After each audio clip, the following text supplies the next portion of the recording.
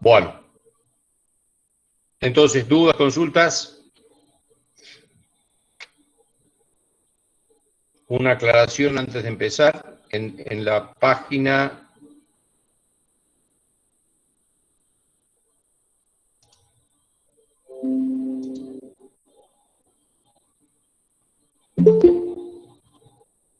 En la página del lujo virtual he dejado un video de consulta del año pasado. Creo que les puede ser de utilidad.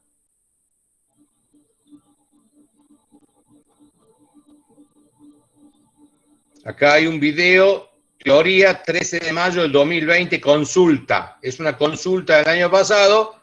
Creo que si alguno está interesado con algunos temas que se pueden haber consultado el año pasado, que seguramente serán parecidos a los de este año, está disponible. Recuerden que todo el material y todos los videos, todo el material de los videos están en forma provisoria. En algún momento los voy a bloquear o eliminar. Así que vayan haciendo copia de todos los documentos que consideren importantes. La materia se dicta por más que se bloquee la página. La materia no para su dictado. Así que es probable que algunos documentos se caigan o estén bloqueados. Hagan ustedes sus correspondientes copias. Hagan ustedes sus correspondientes copias.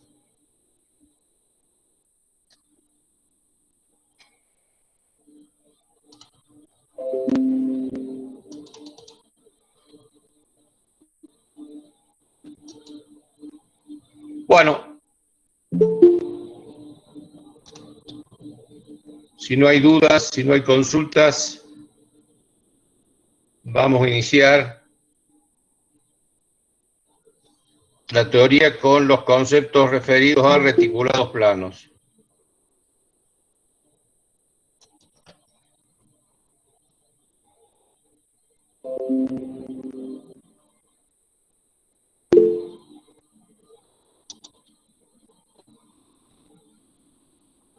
Bueno, en este caso vamos a trabajar con un documento de la página que se llama Conceptos de reticulados planos, que es una compilación de documentos y bibliografía.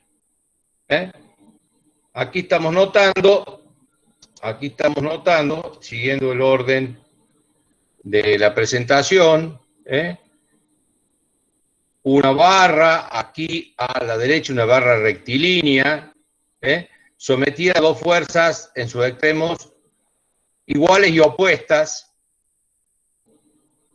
estando ella en equilibrio. Esta situación se llama tracción.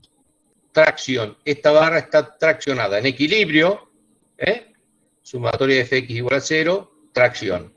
La otra situación posible, referida a una barra, para que esté en equilibrio, es que las dos fuerzas confluyan a los nudos, coincidan en el eje, tengan igual módulo y sentido contrario, y esta situación se llama compresión. Y acá hay una sección, un corte, donde se demuestra la situación anterior. ¿Sí? Estas son las únicas dos situaciones posibles de una barra para que se encuentre en equilibrio. Y todo esto viene a cuento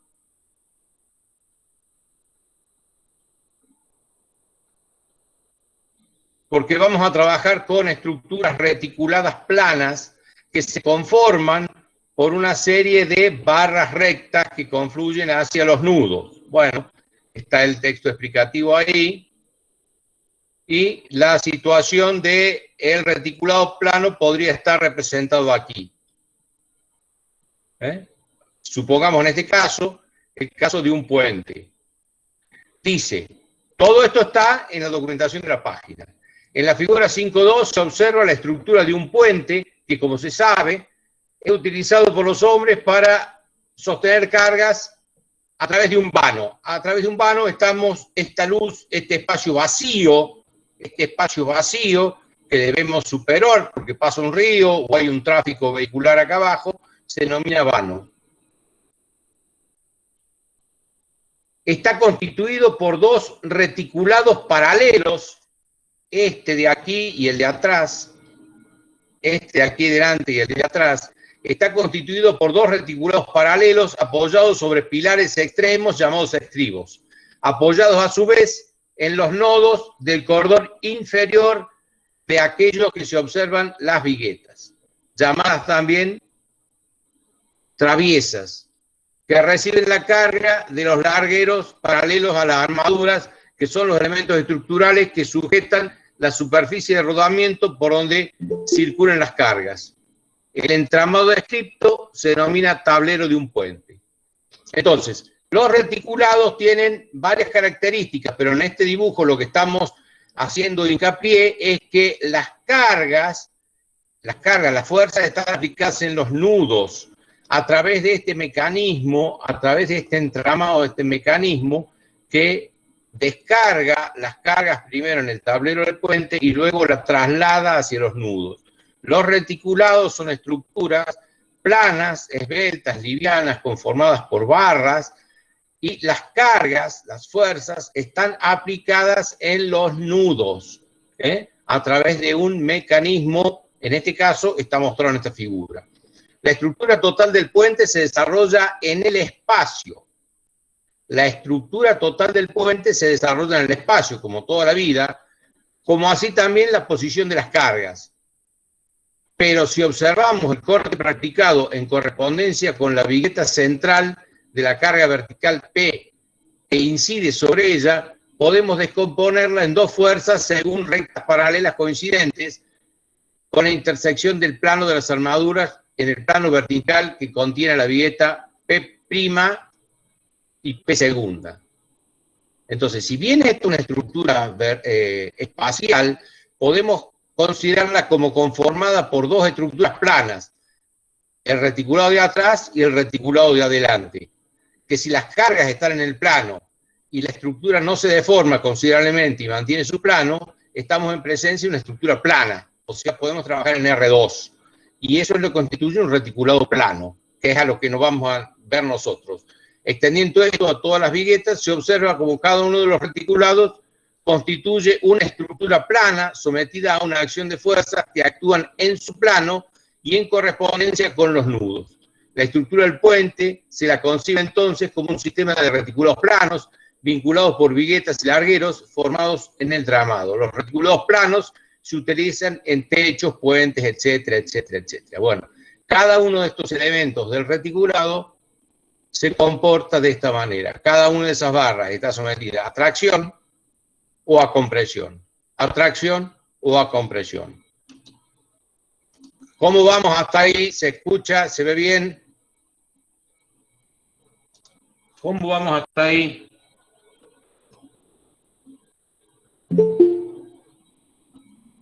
Les repito, toda esta documentación está en la página. ¿Cómo vamos hasta ahí?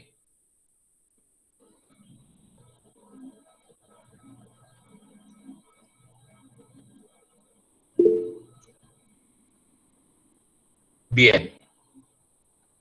La documentación, ya lo vimos varias veces, es abundante y muchas veces reiterativa. O sea, vamos a ver documentos que presentan la misma situación redactada de otra manera y con otros gráficos. Así que vamos a volver a estos conceptos.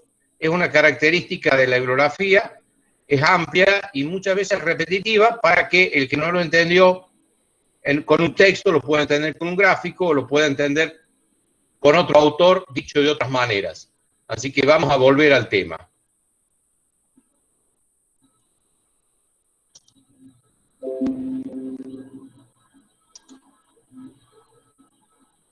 Bueno, una de las características de este tipo de estructura es que son mucho más livianas, o sea, mucho más eficientes, porque una estructura tiene la función de resistir las cargas externas y tiene también que resistir su propio peso, pero para que una estructura sea eficiente, el peso propio, el peso de la propia estructura debe ser la menor posible, de manera que casi toda su capacidad esté destinada a resistir fuerzas exteriores. Como son estructuras livianas, llenas de huecos y agujeros, tienen poco peso propio, Eso las hace ser muy eficientes, sobre todo para esta función de salvar vanos o salvar huecos o en techos de edificios industriales, etcétera, etcétera.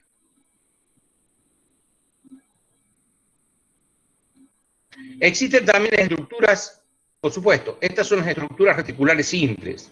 Existen también estructuras reticulares espaciales, que son aquellas cuyas barras no están contenidas en un plano único, encontrándose sometidas a fuerzas que se sitúan en el espacio. Esas no las vamos a ver. Esas no las vamos a ver, ¿no? Nosotros vamos a ver las estructuras de reticulados simples. Y se basan en este principio que ya vamos a volver, que supongamos que tengamos una barra aquí,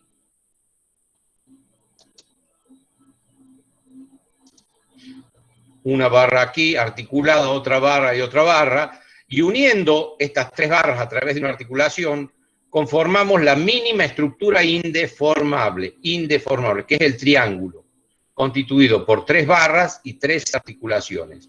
Esta estructura es la mínima indeformable, no hay una con dos barras, y la próxima de 4 barras es deformable. Y así, agregando barras, vamos a... agregando barras y uniéndolas, 2 barras más y uniéndolas, vamos conformando los reticulados. Vamos conformando los reticulados.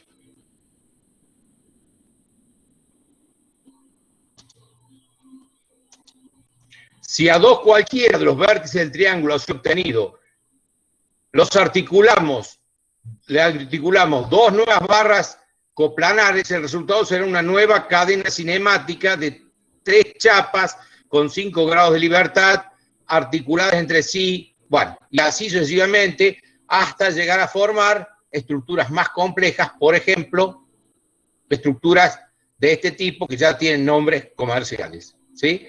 Estableciendo una relación de barras y nudos, el esquema ideal sería que las barras sería, el número de barras sería 2 veces el número de vértices menos 3. Eso nos estaría indicando que una estructura tenga la mínima cantidad de barras suficientes y no tenga en exceso, y tampoco tenga faltante como para que sea una estructura reticulada simple conformada en base a triángulos. Lo que nos dice que para un reticulado simple sea rígido, el número de barras del mismo debe ser igual al doble del número de vértices menos 3. La expresión 1 se conoce como la condición de rigidez del reticulado.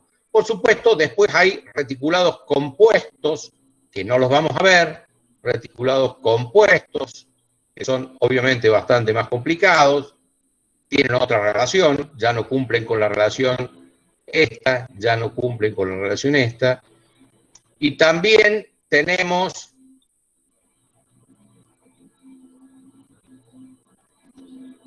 reticulados complejos que tampoco cumplen esa relación y tampoco lo vamos a ver. Esto es para que sepan que hay otros tipos de reticulados bastante más dificultosos que no los vamos a ver.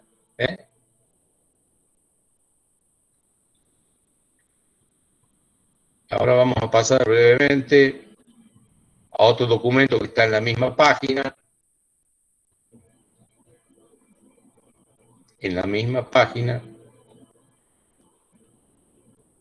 Ya vamos a volver sobre esto.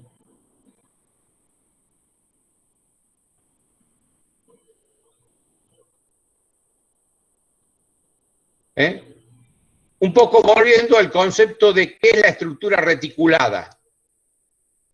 Entonces dice, las estructuras reticuladas surgen a partir de la búsqueda de la optimización del uso del material.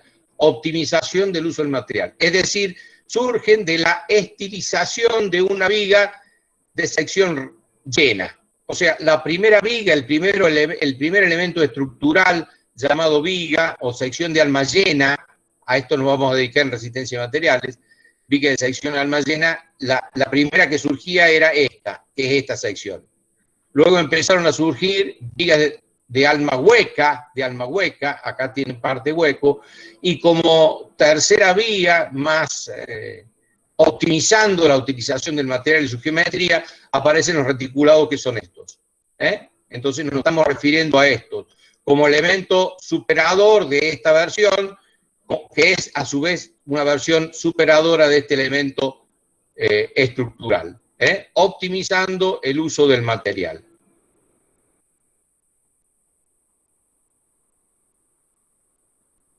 Las ventajas económicas, constructivas y de montaje han dado lugar a la utilización de las estructuras reticuladas en la mayoría de las ramas de las ingenierías, y en muchos casos son piezas reticuladas que se fabrican en la industria y luego se ensamblan para dar lugar a estructuras más complejas de dimensiones espaciales.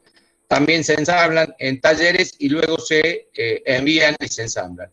Y se basa en el mismo concepto que ya vimos anteriormente, de una barra en equilibrio, lo que fue presentado aquí en el documento anterior. Esto ahora está mejorado en este otro documento.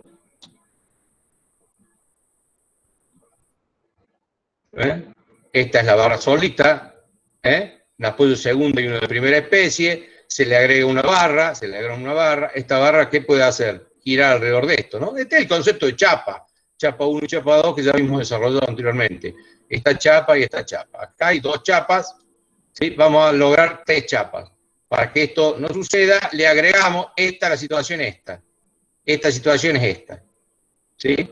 Entonces, si acá colocamos una tercera barra y esa barra hacemos coincidir este punto con este punto con tenemos un sistema de 3 barras o 3 chapas, ¿sí?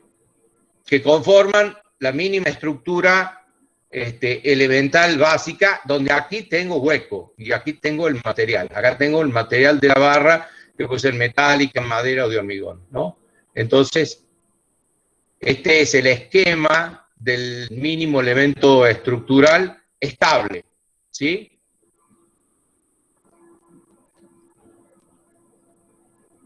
¿Ven? Acá está. Esto es lo que podrían hacer solas sin unirse. El verde y el rojo. Y si los unimos, ya damos lugar a este esquema que es el triángulo rígido que surgirá, ¿sí? Las chapas, en este caso, acá está 3 barras, 9 grados de libertad. La articulación A le resta 2 grados de libertad. La articulación B le resta 2 grados de libertad y la articulación C le resta 3 grados de libertad. 9 menos 2, menos 2, menos 2, 3 grados de libertad. Entonces esta es la estructura que tiene 3 grados de libertad isostática, la cual podemos resolver. Y desde el punto de vista estructural, rige el principio de indeformabilidad. Por lo tanto, a la chapa la podemos representar para su cálculo como si fuera toda rígida. Este elemento es rígido, indeformable, por lo tanto, para el cálculo de sus reacciones la consideramos como si estuviera llena. En la práctica está vacía, pero está considerada como llena. Si le agregamos otra barra más, de vuelta el mismo análisis, 15 grados de libertad, menos 2, menos 4, menos 2, menos 2, 3 grados de libertad. Aquí tengo otra estructura isostática de 3 grados de libertad y con 3 lo mismo.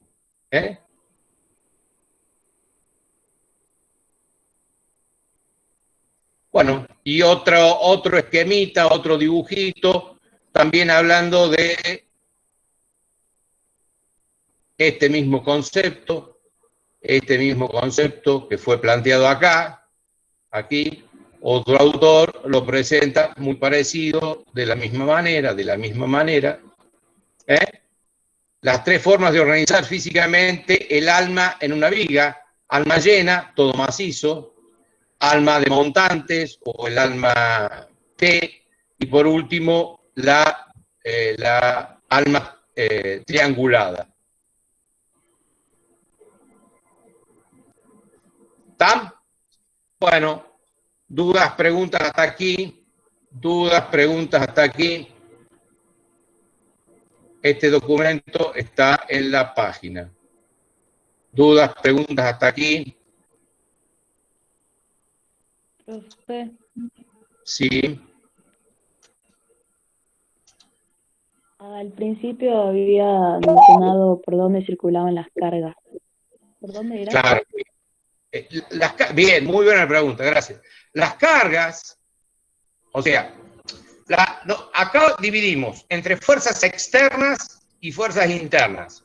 Las fuerzas externas son las cargas, que son datos, las fuerzas cargas que son datos, y las reacciones. Esas son fuerzas externas. Y además tenemos fuerzas internas que circulan por el eje de las barras, porque el otro es hueco, es vacío, es aire. Entonces, el sistema de fuerzas que soporta un reticulado son las cargas externas, que son las fuerzas, datos, las cargas aplicadas en los nudos, y las reacciones que calculamos, y a esas se contraponen los esfuerzos internos que circulan por el eje de las barras, que pueden ser tracciones o compresiones. ¿Esa era la pregunta? Sí, entonces las cargas, que son las fuerzas internas que actúan en el reticulado, están en los nudos, creo que era.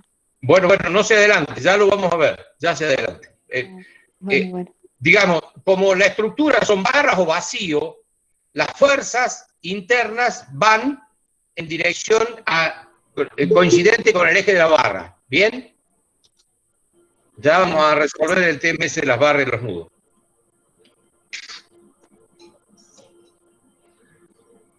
Bueno, aquí hay un documento bastante interesante que se llama RAFO capítulo 16, que lo he incorporado porque contiene un tratamiento gráfico bastante interesante que no tienen otros autores.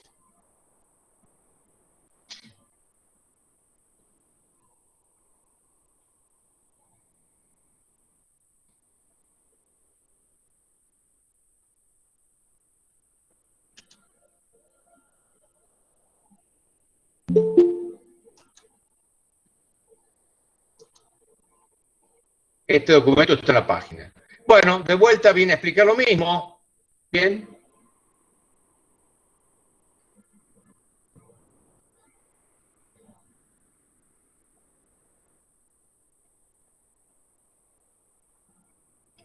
La utilización práctica de los reticulados impone la necesidad que estos sean indeformables, es decir, deben tener el número de barras suficiente para asegurar la invariabilidad de la configuración geométrica bajo la acción de las cargas actuantes.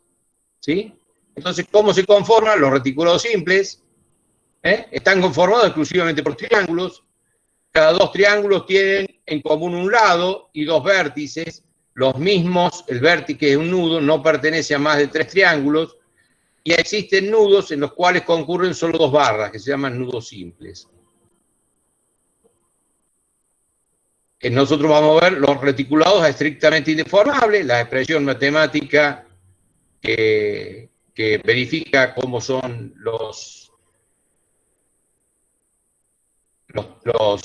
la cantidad de barros, ¿no? Por ejemplo, en este mismo documento, por ejemplo, tiene barras de más. El mismo documento lo explica. Por ejemplo, esta barra, la 1, la 2, la 3 y la 4, en este tipo de estructura podrían ser eliminadas sin que el reticulado pierda su efecto. Este reticulado, la Cruz de San Andrés, tiene barras en exceso. Hay que tener en cuenta a ver si son imprescindibles en su configuración o pueden ser obviadas y descartadas.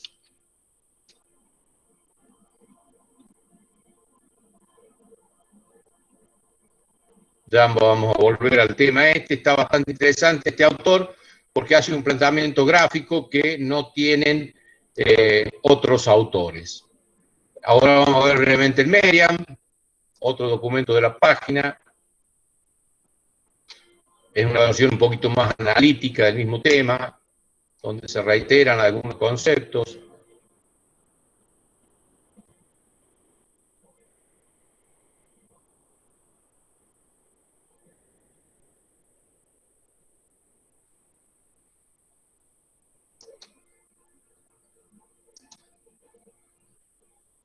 Bueno, Vuelve a detallar todo lo que son las armaduras planas, armaduras o reticulados.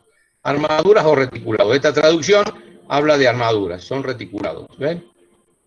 La forma, el triángulo, ¿ven? Esta es la mínima estructura indeformable. Esta no lo es. Esta no es indeformable. Esta es deformable. Esta es deformable. Esta no la necesitamos. Ahora, ¿cómo podríamos transformar esta estructura, este paralelogramo, que ni siquiera paralelogramo, en indeformable agregando una barra BC? Agregando una barra BC nos quedarían dos triángulos, ¿de acuerdo? Y también estructuras más complejas, agregando triángulos. Esta es la situación de las barras, o están traccionadas o están comprimidas, o están traccionadas o están comprimidas. Y este es un esquema básico, elemental, de más o menos cómo podría ser un nudo, ¿sí? O sea, vimos que los reticulados están conformados por barras y nudos. Por ejemplo, el F es un nudo, el A es un nudo, el B es un nudo. En la práctica, si esta estructura es metálica, acá viene una barra, que viene otra barra y otra barra, y acá tengo un chapón donde se sueldan estas cuatro barras y confluyen a este nudo, Acá está representando el eje de cada una de las barras. Si suponemos que la fuerza se traslada a lo largo del eje de la barra para que el reticulado sea perfecto y las barras estén solamente sometidas a tracción y compresión, o sea, que no haya excentricidad si todas las barras confluyen en un punto. ¿Sí? Si hay excentricidad, si alguna de las fuerzas no concurre a este punto, al haber excentricidad va a haber momento, y ese momento hay que tenerlo en cuenta. Entonces ya no sería solamente las barras sometidas a tracción y compresión y perdería la ventaja del reticulado.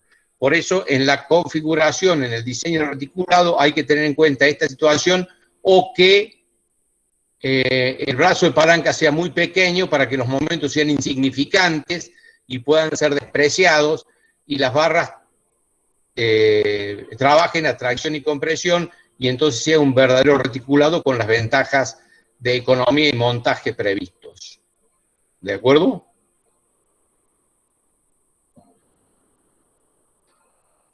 Cuando las uniones entre los miembros de una armadura se realizan por roblonado o soldadura, la hipótesis de que las uniones son compensadas debe ser satisfactoria si los ejes geométricos de los miembros concurren todos a un mismo punto, tal como se muestra en la figura 4.4.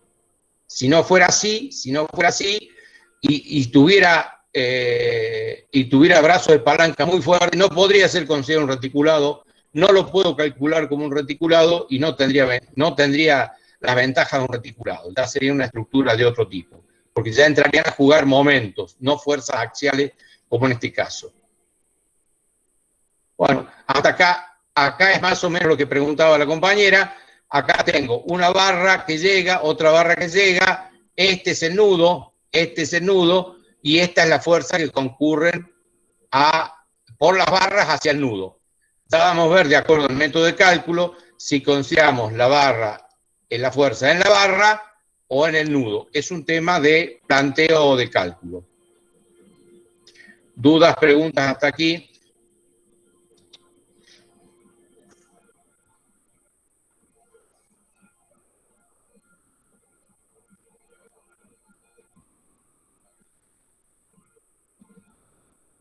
¿Dudas, preguntas hasta aquí?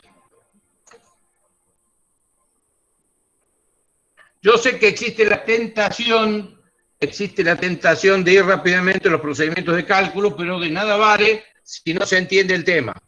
Entonces, lo que debemos tener en cuenta es, primero, poder diseñar y poder estar presente en la construcción y montaje de un reticulado. Y el cálculo es solamente una de sus instancias. Si bien es cierto que en los trabajos prácticos van a ver y concentrarse en el cálculo, también es importante no perderse y entender los porqués. Y eso es lo que estamos viendo en la teoría. Es muy común en los alumnos que estudian mal y que se presentan a un examen final para rendir la teoría, pretender explicar reticulados con los procedimientos de cálculo. No es lo correcto. No es lo que se pretende. Esa es la visión del trabajo práctico, no de la teoría.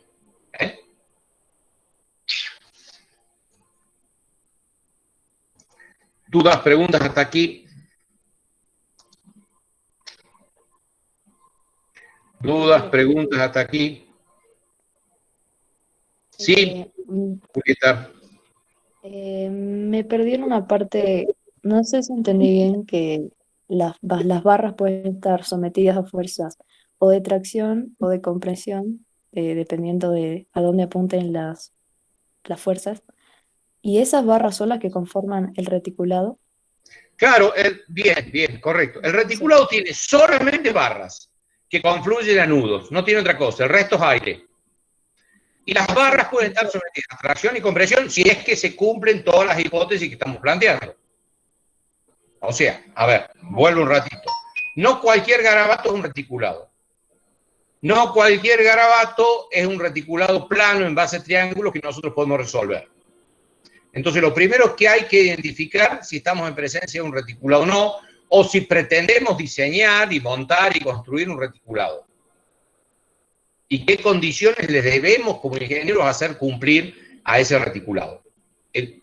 Aparte de decir un segundito el tema del cálculo que ya vamos a entrar. El tema del cálculo es importante, pero no es lo principal. Si no se cumplen estas condiciones, eso no va a ser un reticulado. De nada vale que tratemos de calcular una cosa que no es, que no coincide con la realidad. Eso no es ingeniería.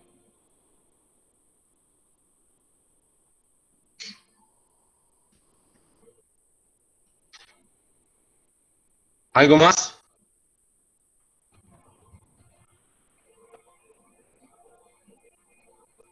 ¿Alguna otra duda, alguna otra pregunta? Si no, continuamos.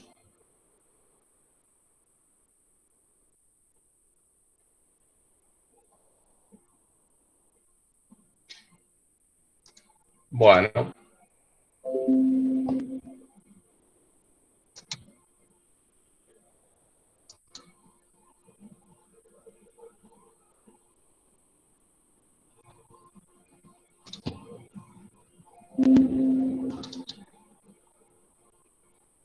Volvemos brevemente al documento este.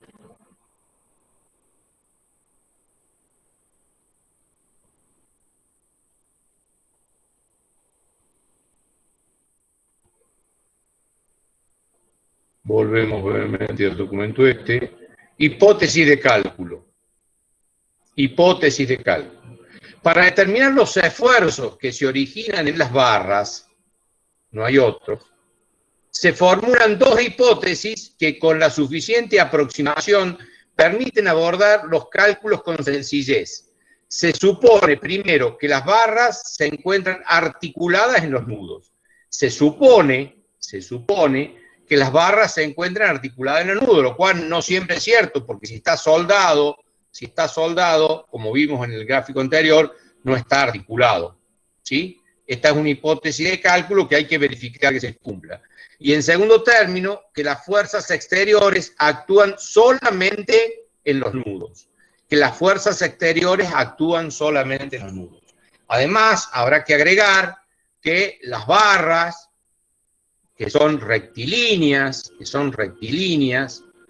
son esbeltas, o sea, tienen una dimensión preponderante sobre las otras dos, o sea que son mucho más largas que anchas y profundas. Entonces, barras rectilíneas, que son mucho más largas que anchas y profundas, y que esas barras concurren al nudo, y que en el nudo, en la confluencia de las barras, no hay excentricidades importantes. Además, que las cargas estén aplicadas en los nudos. Si las cargas no están aplicadas en los nudos, y esto para los que entienden un poquito más, va a haber momento flector. Entonces no es un reticulado, no lo puedo calcular como un reticulado, está mal diseñado, está todo mal. Las barras las fuerzas deben ser aplicadas en los nudos, para lo cual nos debemos asegurar de eso construyendo, diseñando estructuras adicionales que hagan que las fuerzas concurran a los nudos. Una serie de estructuras adicionales que trasladen las fuerzas hacia los nudos. Si no, no tiene sentido el reticulado.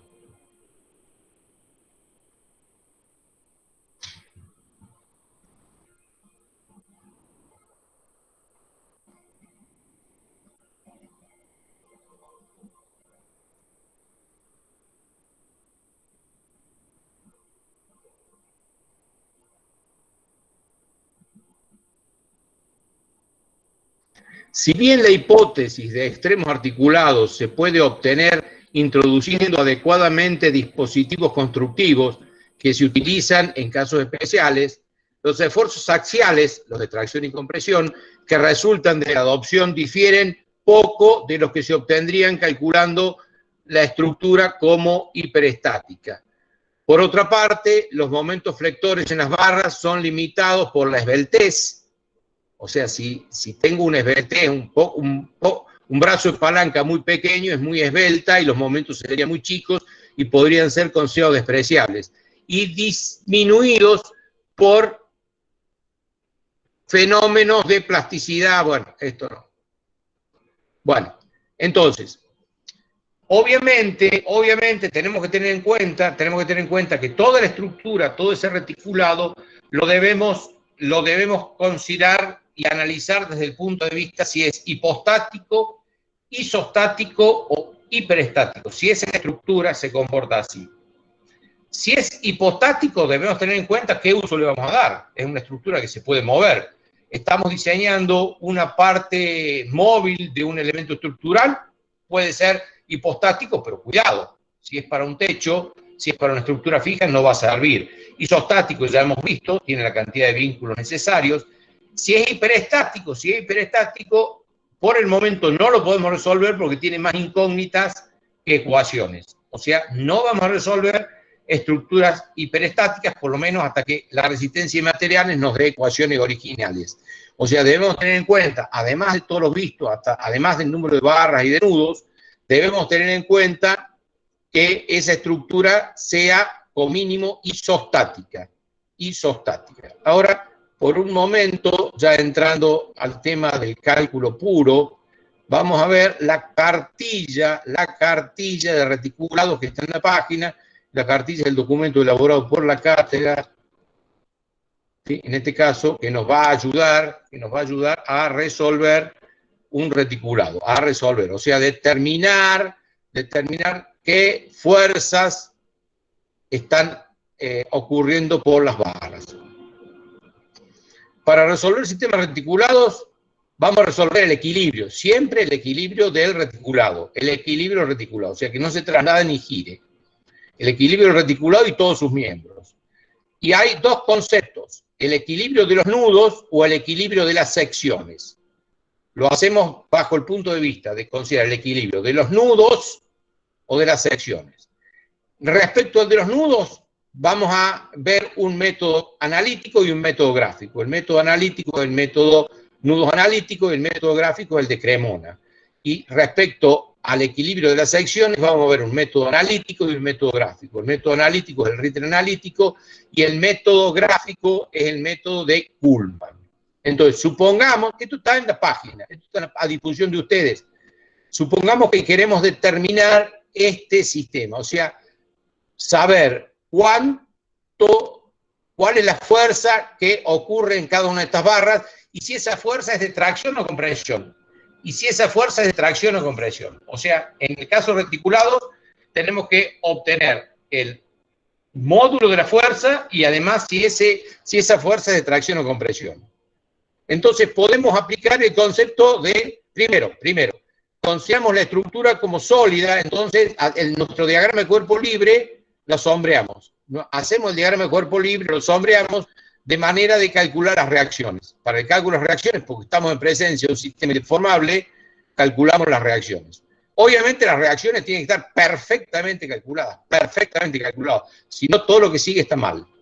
Perfectamente calculado. Una vez que tenemos el cálculo de las reacciones, o sea, las fuerzas externas, F1, F2, más las fuerzas reactivas, RX, RI y RD, estas son las fuerzas externas, las activas y las reactivas, a las cuales se van a oponer las fuerzas internas que viajan por las barras.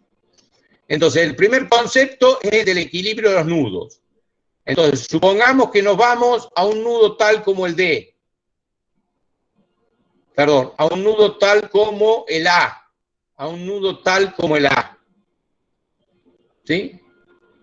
Entonces, en el nudo A tengo una fuerza conocida que es la reacción, y dos fuerzas desconocidas que son los esfuerzos en estas barras. Una fuerza conocida que es la reacción, que la acabo de calcular, y dos fuerzas desconocidas que son los esfuerzos en estas barras, cuyo sentido no conocemos, tenemos que prefijar. Ya hemos visto este tema porque estamos en presencia de un sistema de fuerzas concurrentes, ¿no? Ahora estamos en presencia de un sistema de fuerzas concurrentes. Una fuerza conocida y dos fuerzas cuyas direcciones conozco, pero no sentido. Entonces planteo las ecuaciones de equilibrio en ese nudo. Coloco estimativamente el valor de la fuerza y aplico el equilibrio de ese nudo. Sistema de fuerzas concurrentes, no hay ecuaciones de momento, hay dos ecuaciones de fuerza, sumatoria Fx igual a 0, sumatoria Fy igual a 0. Por eso es que tengo que empezar por un nudo, porque tengo solo dos ecuaciones, las de fuerzas. Por eso tengo que empezar mi análisis por un nudo al que concurran solo dos barras, dos incógnitas, porque tengo solo dos ecuaciones. No podría hacerlo con este nudo, porque acá tengo tres incógnitas, y como estoy en presencia de un sistema de fuerzas concurrentes, solo tengo dos ecuaciones, no tengo ecuación de momento, no hay momento en sistema de fuerzas concurrentes. Bueno, entonces, de ahí despejo su valor, obtengo el módulo, y de acuerdo a si la barra entre al nudo o salga del nudo, se tratará de compresión o tracción. Con este nudo resuelto, ahora ya este valor lo acabo de calcular y este valor lo puedo calcular y puedo pasar a otro nudo, incorporando estos valores que acabo de encontrar como datos. Estos valores que acabo de incorporar al nudo siguiente irán como datos. Por ejemplo, este nudo. Entonces, en este nudo ya tengo fuerza conocida F2 y esta fuerza que acabo de calcular. Y estas dos desconocidas. ¿De acuerdo? Obviamente, si mi cálculo de este valor está mal, todo va a estar mal. Este método es reiterativo y se basa en los cálculos, en recorrer la estructura de un extremo hacia otro, aportando como datos los valores de las barras anteriores. Obviamente, si alguno de esos valores está mal, se cae todo el método. Y así sucesivamente. Voy recorriendo nudo a nudo, incorporando el valor de el esfuerzo anterior. Obviamente tengo que tener en cuenta que cuando resolví esta barra, supongamos que sea tracción, entonces esta fuerza entraba a este nudo, en el otro extremo esa fuerza entraba al otro nudo, porque esta barra o está traccionada o comprimida. Entonces, cuidado, con el módulo y con el sentido, porque tengo que incorporar esta fuerza al nudo siguiente, pero en forma apropiada.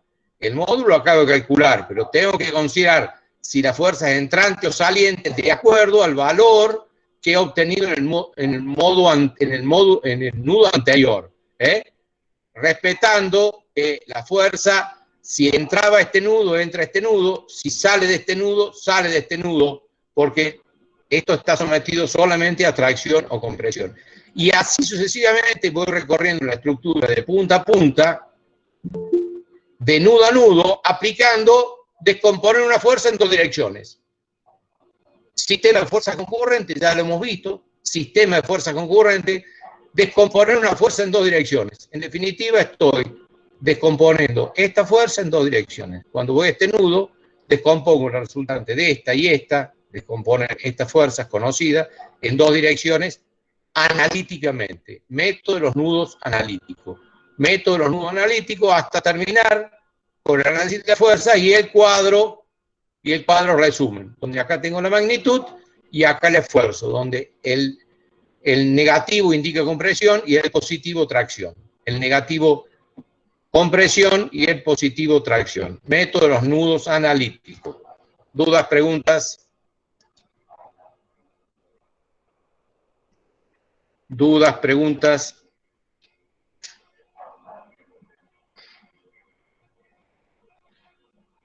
Es muy sencillo, muy sencillo. Para eso nos hemos ocupado y hemos invertido tiempo en ver sistemas de fuerza, sistemas que se pueden reducir a una partícula, sistemas de fuerza concurrentes. Para eso no hemos... Por eso es el tema anterior que nos detuvimos ahí, hicimos ejercicios, hicimos prácticas en sólidos rígidos que se reducen a una partícula. En este caso el nudo, ¿no? Entonces tenemos un sistema de fuerzas concurrentes. Su solución ya la hemos visto reiteradamente. En este caso estamos haciendo la solución analítica. En definitiva es descomponer una fuerza en dos direcciones. ¿Dudas, preguntas? ¿Dudas, preguntas?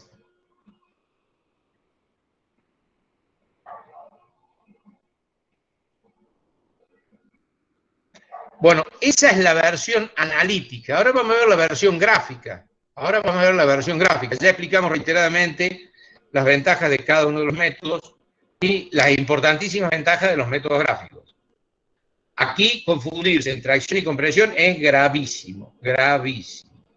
Y el método gráfico generalmente no me permite equivocarme entre acción o compresión, que es la equivocación más grave que pueda tener.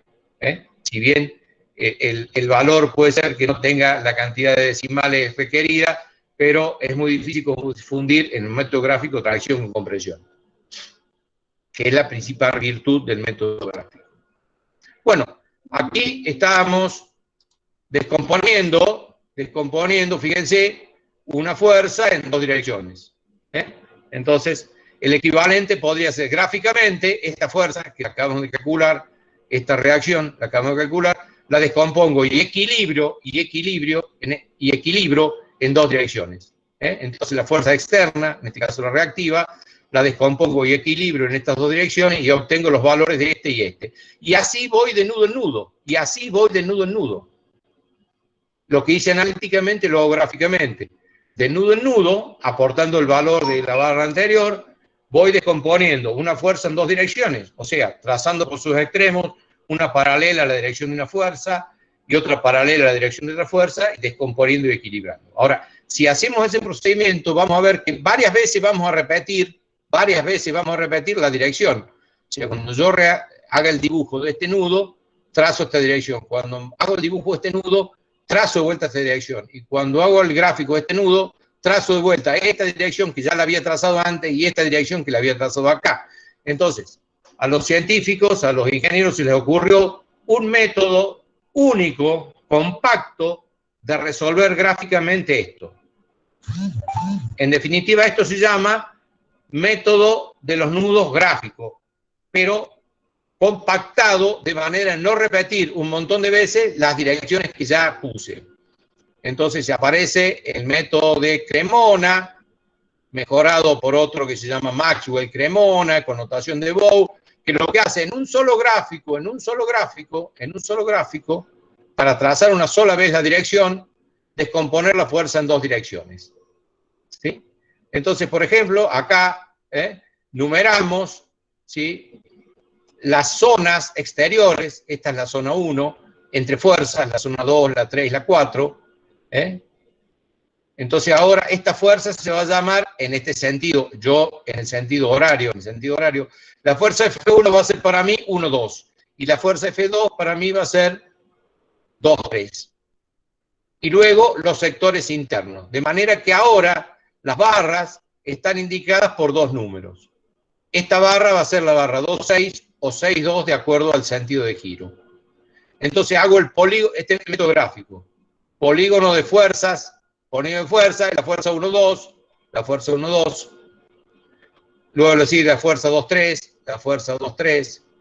Luego le sigue la fuerza 3, 4, la fuerza 3, 4. Y por último, la fuerza 4, 1, 4, 1. Aquí está el polígono de las fuerzas exteriores. Esto ya lo vimos, ¿sí?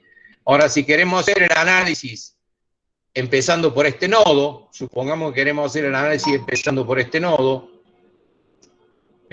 o sea, queremos determinar cuánto vale el esfuerzo en la barra 1,5 y el esfuerzo en la barra 5,4, bueno, girando en sentido horario, la primera fuerza que me encuentro es la 4,5, 4,5, 4,5, de 4, perdón, de 4,1, 4,1, primera fuerza conocida es 4,1, de 4,1. Después me aparece por su extremo esta dirección. Entonces, su extremo traza una paralela a esa dirección, esa va a ser la fuerza 1,5, esa va a ser la 1,5. Y esto me cierra con un polígono de fuerza cerrado en la 5,4. Entonces trazo una paralela por 4 y donde corten obtengo el punto 5. Donde corten esas dos direcciones obtengo el punto 5. Entonces aquí mido el módulo de la fuerza 5,1 y acá el módulo de la fuerza 5,4. Y así voy, ya que he resuelto este nudo, ahora voy al nudo siguiente. Aquí al nudo siguiente, por ejemplo, incorporando como dato esta fuerza. Entonces, en sentido horario, la primera fuerza conocida es la 1,2. La acabo de calcular, la 1,2. La 1,2, de 1 hasta 2. Después sería, perdón, la primera fuerza conocida es la 5,1. La 5,1. La 5,1. Luego la 1,2. Luego la 1,2. Estoy acá. Luego trazo una paralela a 2,6, por ahí, una paralela a 2,6, y por el otro extremo trazo una paralela a 5,6, a donde se corten obtengo el punto 6. Vengo acá y mido. Mido el módulo, y de acuerdo que las fuerzas entren o salgan, se tratará de tracción o compresión, y comparo con el cuadro anterior para ver si he cometido algún error o no, y la precisión del método. Método de los nudos analíticos, gráficos, método de los nudos gráficos. Estoy descomponiendo una fuerza en dos direcciones, chicos, ya lo vimos. Estoy descomponiendo una fuerza en dos direcciones. Tema del secundario. Lo estoy haciendo en forma compacta, en vez de repetirlo varias veces, lo estoy haciendo en un solo gráfico. Método de Cremona, utilizando en este caso, notación de Boole. Una versión un poquito más moderna. ¿De acuerdo? ¿Dudas, preguntas hasta aquí? ¿Dudas, preguntas hasta aquí?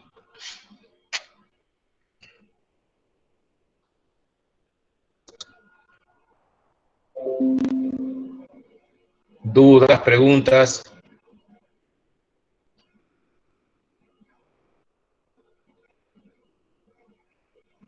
¿Dudas, preguntas?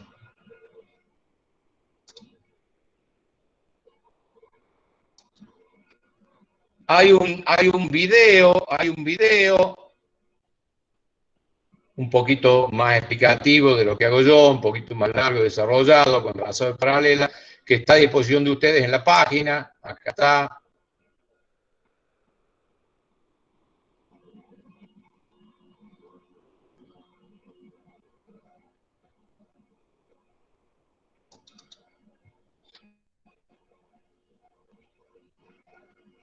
Lo tienen en la página.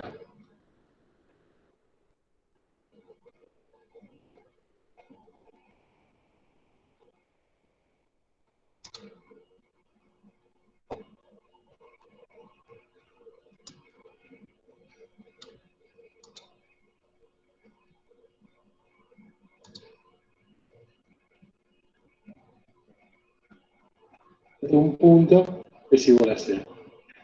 Entonces, empecemos con nuestra primera ecuación. Sumatorio de fuerzas. Adelanto porque estas reacciones. Este punto de giro, y estas son las 2 toneladas, esto va a provocar un giro positivo. Aumente fuerza. V por 4 es igual a 4 más 8, 12. Están en el cálculo las reacciones, así que adelanto. Entonces ya tenemos el equilibrio de este reticulado. Bien, ¿qué vamos a hacer ahora? Vamos a calcular los esfuerzos que se producen en cada una de estas bandas. Bien, para eso vamos a realizarlo a través del método de Cremona. El método de Cremona básicamente establece áreas ¿vale? Que van a delimitar fuerzas, y nosotros después vamos a ir representando esas fuerzas en un solo gráfico donde vamos a tener las fuerzas exteriores, estas 5 fuerzas exteriores, y los esfuerzos que se producen en cada una de estas barras, que al fin y al cabo son fuerzas internas dentro de las barras. Y para eso vamos a delimitar áreas, empezando por las áreas exteriores. Por convención nos vamos a poner de acuerdo y vamos a suponer que el área comprendida entre las fuerzas verticales de los apoyos la vamos a llamar el área A. Toda esta área que está acá la vamos a denominar A. Y vamos a ir girando a favor de las agujas del reloj de fuerza en fuerza. Yo de acá hasta acá tengo una fuerza, de acá hasta acá tengo otra fuerza, entonces esto va a ser otra área, B. Después esto es C, desde acá hasta acá. Todo esto es D, A, B, C, D, E. Y después vuelvo a.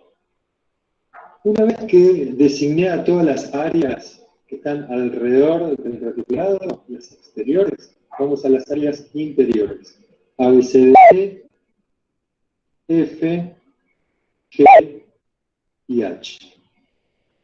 Bien, ¿qué vamos a hacer ahora? Vamos a ir representando a las fuerzas exteriores a través de las áreas que la delimitan. Por ejemplo, yo voy a empezar por un punto cualquiera. Yo ya acá me armé como un cuadriculado, teniendo en cuenta el gráfico, que ya sé cómo más o menos va a dar. Entonces, voy a marcar, por ejemplo, acá en un punto cualquiera, voy a marcar ahí, ese punto que está ahí, lo voy a llamar, ese va a ser mi punto A. Y de A a B, yo voy a representar a la fuerza BA, que vale 1 tonelada. Es decir, para nosotros poder representar fuerzas, vamos a tener que establecer una escala de fuerzas. Escala de fuerzas. Que en mi caso es de 0,5 toneladas por cada centímetro.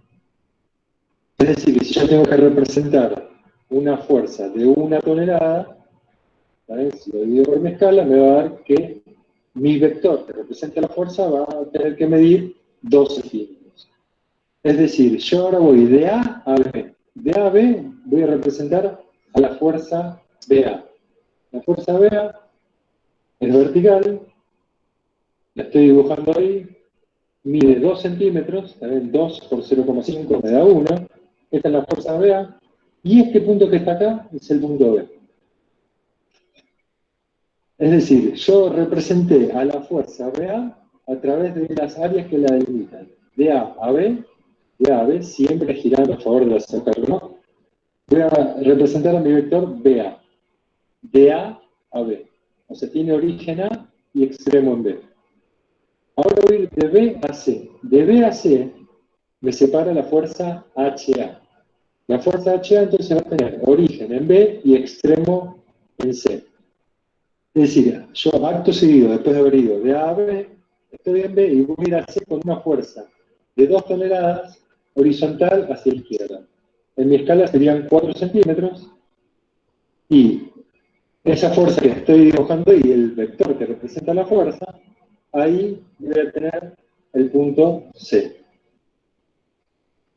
Bien, entonces yo tengo BA y tengo HA. Fui de A a B, de B a C. Ahora voy de C a D. De C a D. Bien, veamos. Acá necesito llegar a ver D. Sí, bien. De C a D, estoy en C y voy a D, tengo origen en C y extremo en D. Es decir, que si tengo 2 toneladas son 4 centímetros de vuelta para la derecha. Es decir, que estas 2 toneladas vuelven hacia ahí y B va a coincidir, B va a coincidir con D. Es decir, acá va a estar D. B y D es ese mismo punto. Bien, ahora vamos de D a E. De D a E tengo 4 toneladas que bajan. En mi escala son 8 centímetros. 8 centímetros hacia abajo, ahí tengo, este va a ser mi punto E. Y después de E a A, de E a A sube RB. Y son 3 toneladas. 3 toneladas en mi escala son 6 centímetros.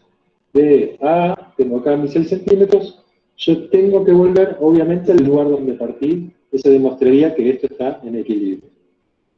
Entonces yo ya marqué todas las áreas exteriores con las fuerzas exteriores. BA, HA, 2 toneladas, 4 toneladas, 3 toneladas. ¿Bien? De vuelta. BA, HA, 2 toneladas para la derecha, 4 toneladas para abajo, 3 toneladas para arriba y termino en el punto.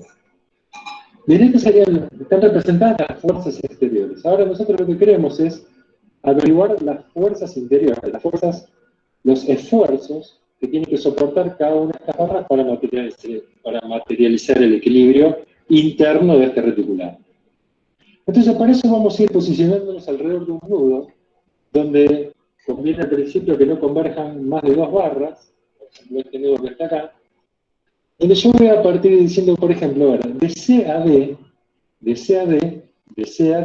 yo me fui 2 toneladas para la derecha. Y ahora yo quiero averiguar la fuerza que está acá, en esta barra, que tiene esta dirección, que es la fuerza DF, una fuerza que está acá interna, y también quiero averiguar la fuerza esta que está acá, la fuerza CF, que es una fuerza interna que está en esta barra. Es decir, yo necesito saber dónde está F, dónde está el área F, para nosotros poder determinar la fuerza DF y CF. ¿Cómo hago eso? Bueno, a ver, veamos. Yo de C a D me corrí estas 2 toneladas. De D a F voy a tener una fuerza que tiene esta inclinación, ¿correcto? Entonces, yo sé que la fuerza DF tiene esa inclinación. Si yo me posiciono en el punto D, me posiciono en el punto D, y traslado una paralela a esta dirección, ¿bien? Yo tengo ahí, entonces, esta es mi dirección de la fuerza DF, la dirección de la fuerza DF, es decir, que la fuerza DF va a tener esta dirección. Este es el punto D, y por algún lado de esta recta de acción va a estar F. No sé en dónde, pero por algún lado de esta recta de acción que es paralela a esta va a estar F. Bien. Ahora veamos, yo tengo la fuerza CF, una fuerza acá interna, y yo sé que esta fuerza es vertical. El esfuerzo que va a materializar esta barra es una fuerza vertical. Es decir, que CF es vertical. Entonces yo desde C, trazo una dirección vertical, por lo que en algún lugar de esta recta vertical va a estar el punto F. Entonces, el punto este va a estar, obviamente, entonces, determinado por la intersección de estas 2 rectas. Acá, ahí, en ese punto, entonces, va a estar el punto F. El punto F, digamos, representa esta área. Es decir, que yo ya podría ahora, por ejemplo, agarrar DF, medir este vector, lo medimos, lo podríamos multiplicar por la escala de fuerzas, esto me da más o menos 4,4, ¿bien? 4,4, en mi escala sería 2,2 toneladas, sería el esfuerzo de la barra EF. Ya tendría el valor del esfuerzo. Lo mismo con CF yo lo mido, son 2 centímetros por la escala 0,5, me da que el esfuerzo de esa barra es de 1 tonelada. Bueno, el video sigue, explica paso por paso. Como ven, el video está en la página y el video les va ayudando al trazado de esas rectas, que en definitiva, vuelvo a repetir, no es nada más que un sistema de fuerzas concurrentes, descomponer una fuerza en 2 direcciones. Método de los nudos, pero en su versión gráfica, Bueno, continuamos entonces. Continuamos.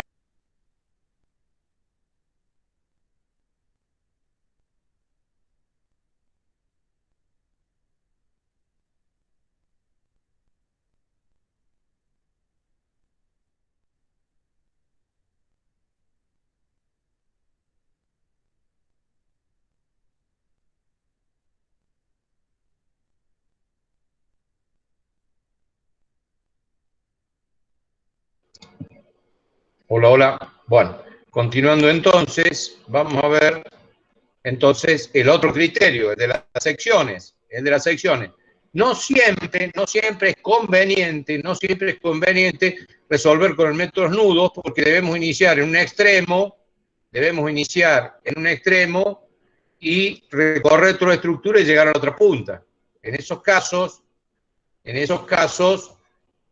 el riesgo de ir transfiriendo errores, y si la estructura es muy larga, y debemos calcular, supongamos, una barra interna solamente, no siempre tenemos que resolver todo. Si tuviéramos que resolver solo una barra en un reticulado muy largo, el método de los nudos no sería conveniente.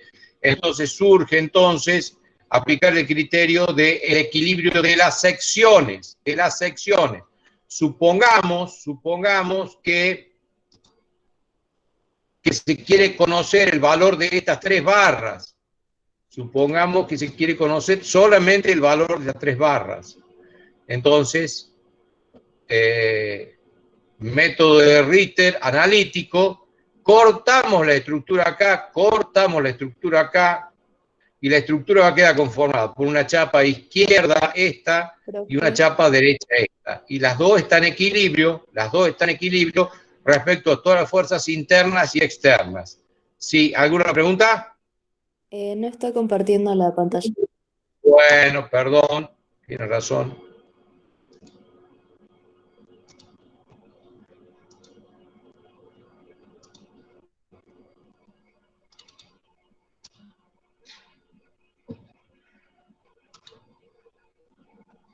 ¿Ahora sí? Ahora sí. Ahora, bueno, entonces supongamos que queremos no de todas las barras, sino estas tres barras. Esta y esta. Entonces, partimos la estructura, la cortamos ahí, nos queda una chapa izquierda y una chapa derecha. Y ahora vamos a buscar el equilibrio de esta sección, no de este nudo, de esta sección. La sección la elegí y hago pasar mi corte por al menos tres barras que necesite. Entonces el corte, por ejemplo, no podría intersectar más de tres barras. El corte lo defino yo de acuerdo a las barras que necesite resolver. Entonces me va a quedar el equilibrio de la chapa izquierda o el equilibrio de la chapa derecha. El equilibrio va a ser entre las fuerzas externas y las internas. Las fuerzas internas, FCD, FJC y FJI, son las que tengo que resolver.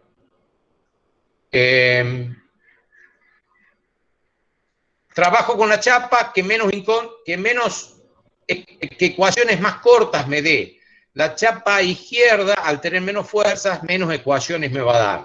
Para resolver las fuerzas FCD, FJD y FJK, utilizo ecuaciones de momento. Tengo tres incógnitas. Si trataría de resolver un sistema de 3×3, ya vimos este inconveniente. No conocemos su signo, o sea que no podemos resolver un sistema 3×3 o 2×2 porque el signo no es dato y lo necesitamos para resolver. Entonces vamos a plantear ecuaciones de momento respecto a puntos donde concurran dos barras. Entonces, por ejemplo, en este caso, si planteáramos la ecuación de momento respecto al punto D, punto al cual concurren dos barras, estas dos, entonces estas dos incógnitas no entrarían en la ecuación porque no hay brazo de palanca. Por eso ecuación de momento. Entonces en esa ecuación intervendrían fuerzas conocidas y la única fuerza desconocida sería FJI. Entonces podría resolver automáticamente. Entonces en este método aplico ecuaciones de momento para ir resolviendo fuerzas internas por fuerzas internas. Bueno, de ahí despejo el valor FJI, de acuerdo a que el signo sea positivo o negativo, me va a confirmar o no si se trata de tracción o compresión. Cuidado, tienen que resolver ustedes, decidir ustedes si van a trabajar con la chapa izquierda o la chapa derecha. ¿Sí? Porque acuérdense que la fuerza o entra o sale, y en el nudo siguiente entra o sale de acuerdo al equilibrio de la barra. Entonces, ahí obtengo el módulo de esa fuerza FCI, ¿sí? FCI, y con eso ya me puedo ir o buscar otro punto, por ejemplo, el punto J, al cual concurren otras dos barras. Entonces, planteando el equilibrio de la chapa izquierda o de la chapa derecha respecto a este punto, me quedaría únicamente como incógnita JCD. Entonces, la ecuación de equilibrio respecto a ese punto, y ahí me permite resolver FCD. Para la tercera barra, que sería en este caso, esta barra, la barra oblicua, tendría que tomar momento respecto a un punto donde concurren las otras dos barras. En este caso, y por eso el ejercicio lo he puesto a propósito así, como las dos barras son paralelas, no existe ese punto. Entonces, en este caso, el método de Ritter tiene el inconveniente que si dos barras son paralelas y no tienen punto de encuentro, no puedo tomar momento para resolver esa barra. Entonces, para esta tercera barra, no voy a poder aplicar Ritter. Aplicaré ecuación de proyección de fuerzas,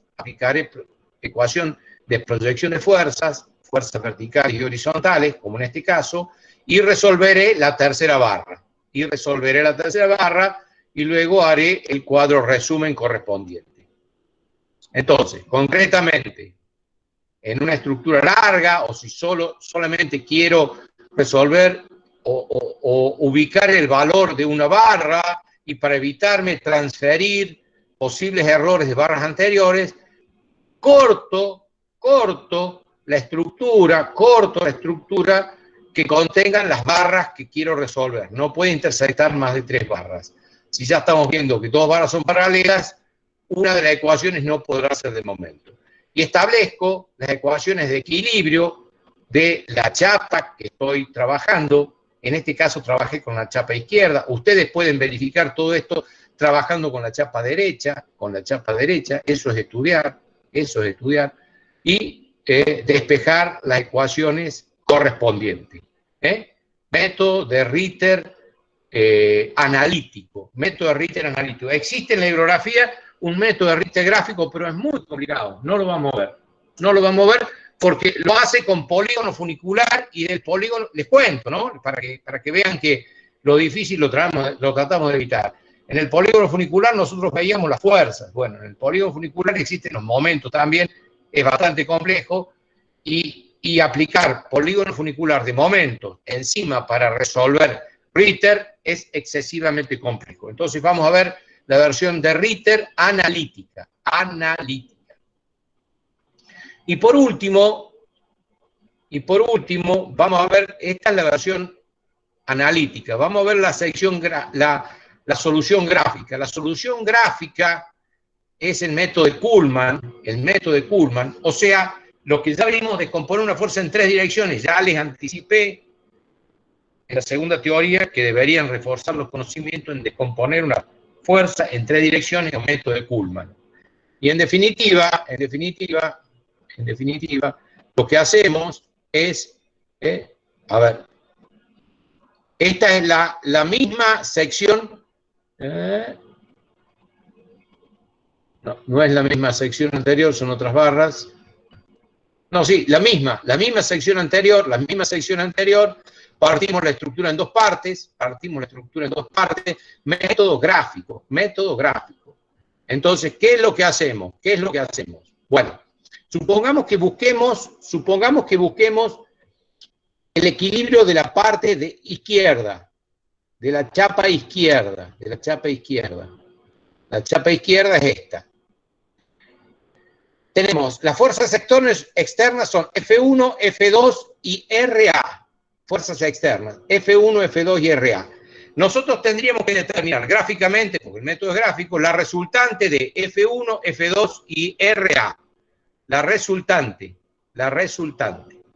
Obtenida la resultante izquierda, descompondríamos esa fuerza en 3 direcciones. La dirección de la fuerza FC, JD y FI. O sea, descomponer y equilibrar una fuerza en tres direcciones, gráficamente. Entonces, lo primero que es encontrar la resultante parcial de F1, F2 y FA. Y eso lo hacemos con el polígono funicular aplicado, en este caso, para encontrar una resultante parcial. Si ustedes se fijan acá, F1, F2 y RA, estamos. F1, F2, y acá está desplazada RA y RB, ¿no? ¿Ven? Acá está, miren, F1, F2, F2, F3, bueno, se repiten el número de fuerza, y RA y RB está desplazado, pero están ubicados. F1 más F2 menos RA es esta porción. Desde que termino F1, F2, hasta acá que termina RB, es esta porción. De acá hasta acá. Esa es la resultante, de acá hasta acá es la resultante izquierda. Acá está, la resultante izquierda. Acá está graficada. Desplazada para no superponer, acá está. Esta es la resultante de estas tres. RP, la resultante parcial. RP. Esta es la resultante, gráficamente, aplicando polígono funicular, de esta por esta menos esta. Polígono funicular para encontrar una resultante parcial. No la resultante total, ni las reacciones. Una tercera versión de la resultante parcial. Bueno, una vez que encontré esa, solamente, si la tengo que dibujar con módulo y en su ubicación real. En su ubicación real. El módulo es fácil, la ubicación real va a ser donde corten, como en todo polígono funicular, donde corten las rectas de acción. Entonces, el módulo está acá. El módulo está acá. ¿Y dónde se encuentra? Donde se corta la recta de acción de 4 con la línea auxiliar. Acá está, la línea de acción de 4 con la línea auxiliar. Entonces me vengo acá, la recta de acción de 4 con la recta auxiliar, se corta acá, acá, entonces acá está RP. Acá está la resultante parcial. Acá está, aquí. Entonces ahora descompongo esta, que ya tengo módulo y punto de aplicación, en esta dirección y en esta dirección. Ya la tengo aplicada acá. Traslado el dibujo para no ensuciarlo, lo traslado el dibujo acá, y descompongo RP en F1J, por el método veo donde se componen esas 2 y 1 con una recta auxiliar, y acá está descompuesta. Y equilibrada RP en RJI, RFD y RCD. Las 4, por estar en equilibrio, conforman un polígono de fuerza cerrado, porque a esta fuerza externa la equilibran estas 3 fuerzas internas. Y entonces acá tengo módulo y sentido, módulo que me va a determinar el valor de la fuerza y el sentido me va a determinar si se trata de tracción o compresión. Está en el documento. Bueno, dudas, preguntas. ¿Dudas, preguntas? Una nueva aplicación de polígono funicular que les había anticipado reiteradamente, que deberían dominarlo, polígono funicular, porque tiene muchas aplicaciones. Algunas de ellas las estamos utilizando. ¿Dudas, consultas? ¿Dudas, consultas? El documento está en la página,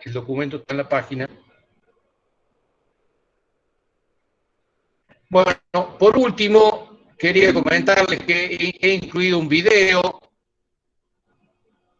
de terceros, es para un curso superior, un poquito más amplio que el nuestro, pero me pareció importante el video y aunque tenga algunos elementos un poquito más complicados, muy complicados, lo considero muy valioso ese documento, se los recomiendo, es este video reticulado, dice acá, al pie, video interesante, con algunos temas más complejos, y es largo, el documento tiene más de 2 horas, no superen la hora 40, porque ya trata después de la hora 40 términos ya más que no los vemos nosotros. Este video es bastante explicativo, reitera algunos conceptos, los dice de otra manera, y resuelve por todos los métodos, y aunque hay algunas partes un poquito complicadas, es muy recomendable. Ya les dije, los videos son, o el material es reiterativo, vuelven a repetir ciertos conceptos, pero para estudiar y repasar me parece sumamente interesante. Les presento una partecita de este video, les presento una partecita de este video.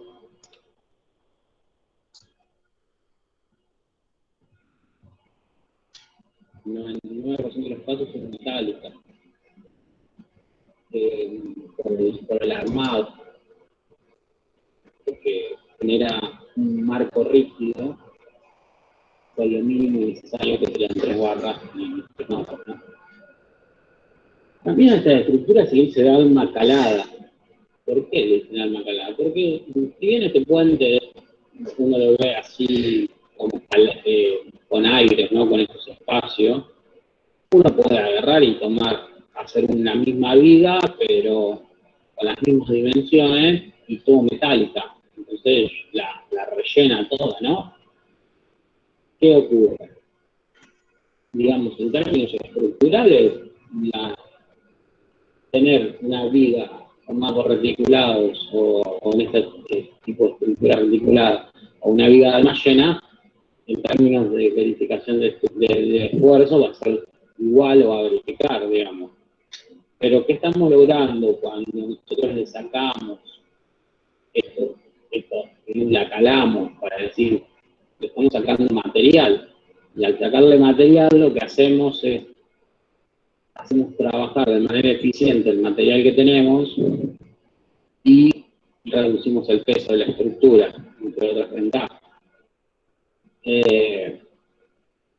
Estas estructuras reticuladas, en el 99% de los casos, son metálicas.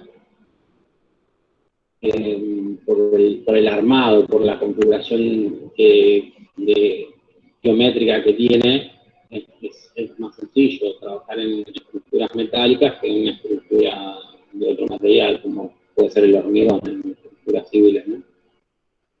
El metal lo que tiene es, tiene una buena resistencia por peso, una ventaja de las estructuras metálicas, vamos a hablar de eso. Hay una uniformidad del acero, la calidad del acero es uniforme, porque tiene un proceso de calidad bastante exigente.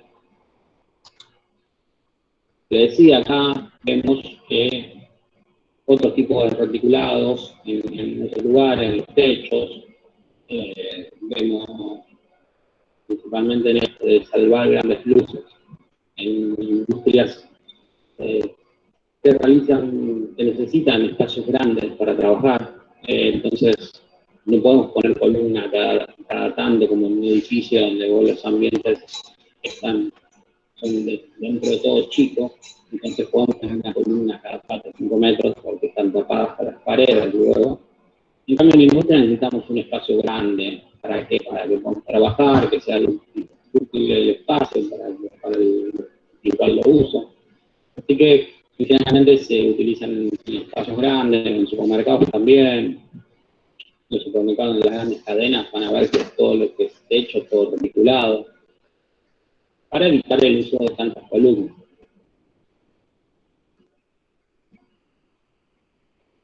Vemos tanto la estructura que vimos antes, como esta que estoy presentando acá, todos singlados.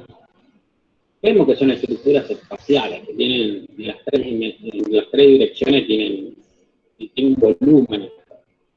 Pero ¿qué ocurre? Nosotros vamos a empezar a hablar de reticulados planos. ¿Qué significa un reticulado plano? Que todas las barras y todos los nodos están contenidos en un plano, inclusive las cargas también. O sea que en un mismo plano van a estar incluidas toda la estructura, los apoyos, las barras, los nodos, las articulaciones, y además las cargas también van a estar incluidas en ese plano. Entonces cuando usted le pregunta qué es una estructura plana, es cuando todo está contenido en un plano, sea cargas, sea estructura, geometría, apoyo, todo contenido en un plano. Entonces a nosotros nos va a interesar trabajar con el reticulados planos. Pero si es espacial, ¿qué se hace? Bueno, fíjense, acá abajo se ve un modelo 3D de una estructura de tinglado totalmente modelada en computadora, en un programa de cálculo, que se puede trabajar así, sí, pero también se puede trabajar con el pórtico, con el plano. ¿Qué es el plano? Y bueno, lo que hacen es, tomamos en realidad el análisis de una rebanada de esta estructura y trabajamos con el pórtico en sí, un único pórtico que termina siendo un pórtico plano.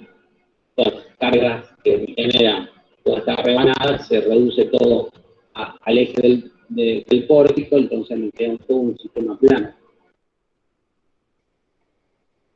Otra cosa que se utilizan acá en estas industrias, cuando tenemos grandes espacios, son los puentes grúa. Los puentes grúa, acá hay un detalle, es una grúa en sí, digamos, partimos de un análisis general de una nave, ¿ya?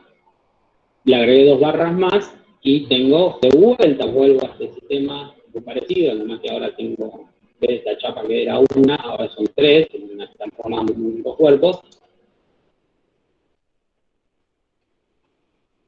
Entonces, este es lo que se llama un reticulado compuesto, porque está compuesto, cada parte está compuesta por reticulados.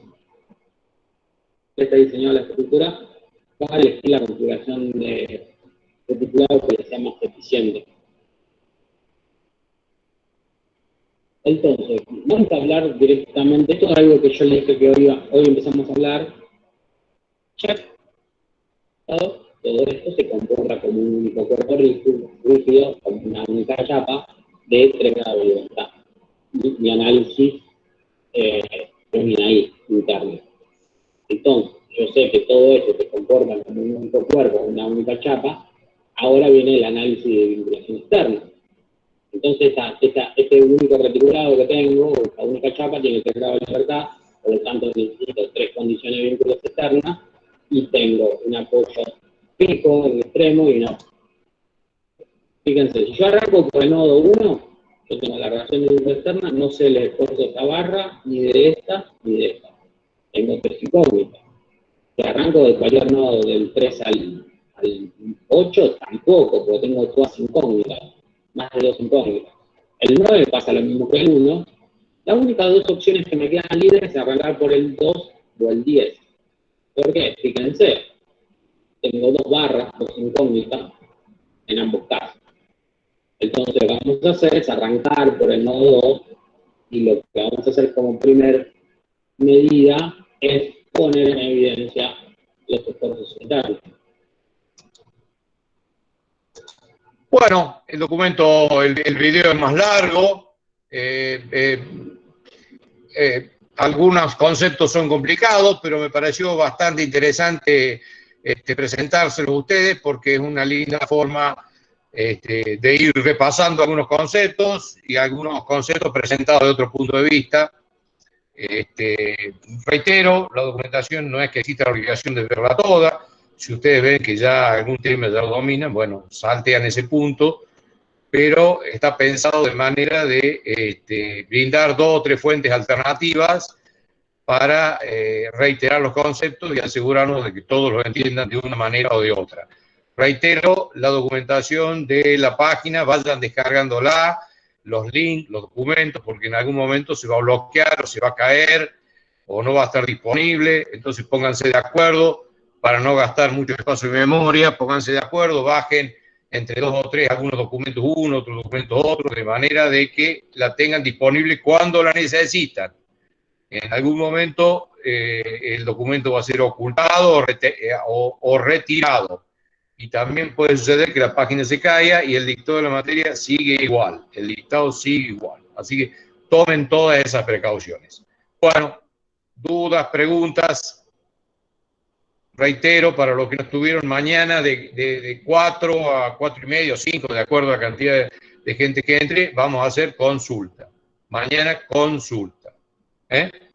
Obviamente, si no entra nadie, a las 4 y 4, 4 y 20 cerramos. Bueno, dudas, consultas del tema de hoy. Este es el penúltimo tema. Queda otro tema y viene el parcial. Falta muy poquito para el parcial. Muy poquito para el parcial. Así que vayan estudiando, si no, no llegan. Vayan estudiando, si no, no llegan para el parcial. Y el parcial es eliminatorio. Eliminatorio. El que no puede mostrar conocimiento suficiente en estática no puede entrar a resistencias materiales. Bueno, dudas, consultas.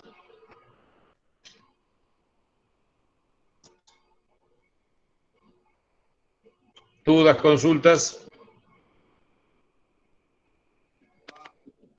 Profe, ¿cuándo sería el parcial? Ya en la planificación está la fecha del parcial. Ah, bien, profe, gracias.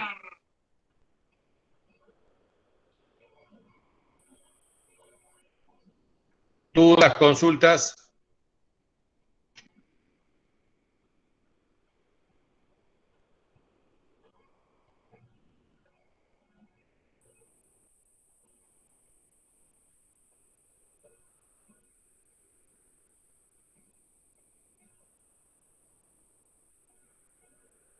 Además, tiene otra característica la asignatura. Vamos terminando la estática con los temas más difíciles.